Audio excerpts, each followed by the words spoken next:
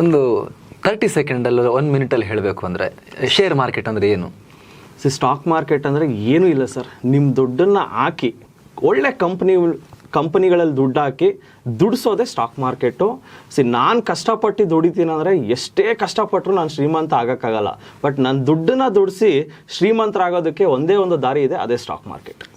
ಜೊತೆಗೆ ಈ ಥರ ಕೂಡ ಹೇಳ್ಬೋದಾ, ತರಕಾರಿಗೊಂದು ಮಾರ್ಕೆಟ್ ಇದೆ, ಮೀನಿಗೊಂದು ಮಾರ್ಕೆಟ್ ಇದೆ, ಅದೇ ರೀತಿ ಕಂಪನಿಗಳ ಷೇರುಗಳನ್ನು ಮಾರೋ ಜಾಗ, ಎಸ್, ಅದೇ ಸ್ಟಾಕ್ ಮಾರ್ಕೆಟ್. ಅದೇ ಸ್ಟಾಕ್ ಮಾರ್ಕೆಟ್. ಬಟ್ ಈಗ ಡಿಜಿಟಲಿ ಆ್ಯಪ್ಗಳ ಮೂಲಕ ಮಾಡ್ಬೋದು. ಸ್ವಿಗ್ಗಿ, ಇನ್ಸ್ಟಾಮಾರ್ಟಲ್ಲಿ, ಝೊಮ್ಯಾಟೋದಲ್ಲಿ ಈಗ ಗ್ರೋಸರಿ ಆರ್ಡರ್ ಮಾಡ್ದಂಗೆ ಈಗ ಡಿಜಿಟಲಿ ಮಾಡ್ಬೋದು ಅಷ್ಟೇ. ಎಸ್ ಅಲ್ವಾ? ತುಂಬ ಟೆಕ್ನಾಲಜಿ ಅಂತೂ ಬಂದಿದೆ ನೋಡಿ. ಒಂದು ಮೊಬೈಲ್ ಆ್ಯಪಲ್ಲೇ ನೀವು 1 ಲಕ್ಷಕ್ಕೂ ಶೇರ್ ತಗೋಬೋದು, 1 ಕೋಟಿಗೂ ವ್ಯಾಪಾರಗಳನ್ನು ಮಾಡ್ಬೋದು. ಸೊ ಸ್ಟಾಕ್ ಮಾರ್ಕೆಟ್ ಅಂದರೆ ಏನಿಲ್ಲ. ನಾನು HDFC ಬ್ಯಾಂಕ್ ಅನ್ನೋ ಕಂಪನಿನ ಓಪನ್ ಮಾಡೋಕ್ಕಾಗಲ್ಲ, ಯಾಕಂದರೆ ಅದು ಆಲ್ಮೋಸ್ಟ್ 9 ಲಕ್ಷ ಕೋಟಿ ಬೆಲೆ ಬಾಳುವಂಥ ಕಂಪ್ನಿ.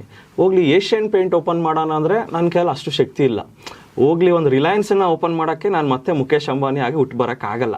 ಸೊ ನಾನು ಈ ಜನ್ಮದಲ್ಲಿ ಮನೋಜ್ ಕುಮಾರ್ ಆಗಿದ್ದೇನೆ. ಬಟ್ ನಾನೇನು ಮಾಡ್ಬೋದು, ಮುಖೇಶ್ ಅಂಬಾನಿ ದಿನ 2 GB ಇಂಟರ್ನೆಟ್ ಖಾಲಿ ಮಾಡ್ತೀನಾ?